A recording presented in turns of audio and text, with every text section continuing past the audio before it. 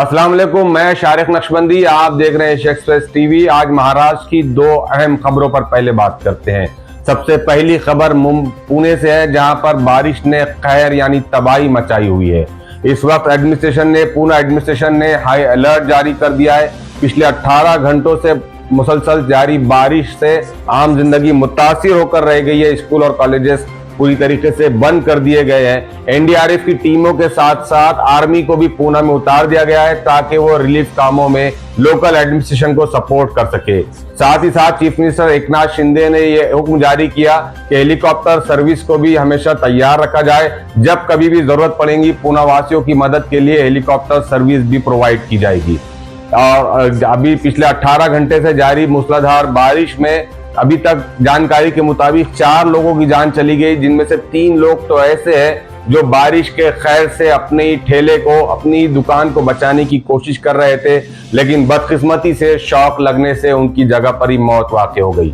आइए पूना के बाद अब बात करते हैं चुनाव की। महाराष्ट्र में आइंदा 3 महीने में असेंबली चुनाव होने जा रहे हैं। तमाम सियासी पार्टियों ने अपनी अपनी तैयारियां शुरू कर दी है। जब तमाम ने तैयारियां शुरू कर दी है, तो महाराष्ट्र नवनिर्माण सेना यानी मनसे कैसे पीछे रहती।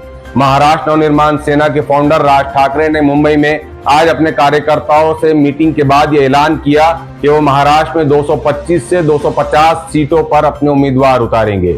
इलेक्शन तक वो किसी और पार्टी के साथ गठबंधन का यानी इत्तेहाद का इंतजार नहीं करेंगे।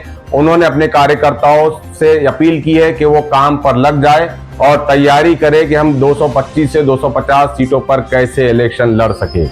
कार्यकर्ताओं से बातचीत के बाद राज ठाकरे ने मुख्यमंत्री एकनाथ शिंदे पर क्रिटिसाइज करते हुए कहा कि एकनाथ शिंदे ने लाडली बहना योजना के तहत महाराष्ट्र की महिलाओं को 1500 रुपये हर महीने का देने का ऐलान तो कर दिया है, लेकिन वो इतना सारा फंड्स वो कहां से लाएंगे।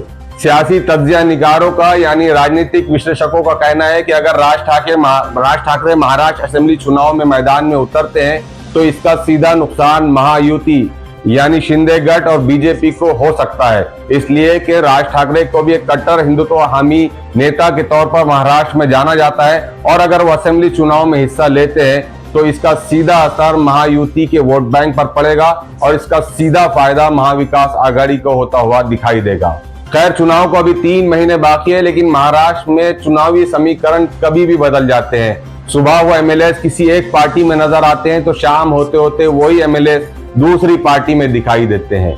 इसलिए अभी ये कहना मुश्किल होगा कि राज ठाकरे आज किए गए ऐलान पर कितना कायम रहते हैं, लेकिन हाँ, इससे ये अंदाजा जरूर लगाया जा सकता है कि राज ठाकरे अपने इस ऐलान के जरिए अपने मुखालिफिन को या महाराष्ट्र की दूसरी पॉलिटिकल पार्टीज को के जरिए अपना रास्ता बनाने की कोशिश में लग चुके हैं। ये तो आने वाला वक्त ही बताएगा कि महाराष्ट्र नवनिर्माण सेना को महाराष्ट्र की जनता कितना कबूल करती है या रिजेक्ट करती है। शुक्रिया।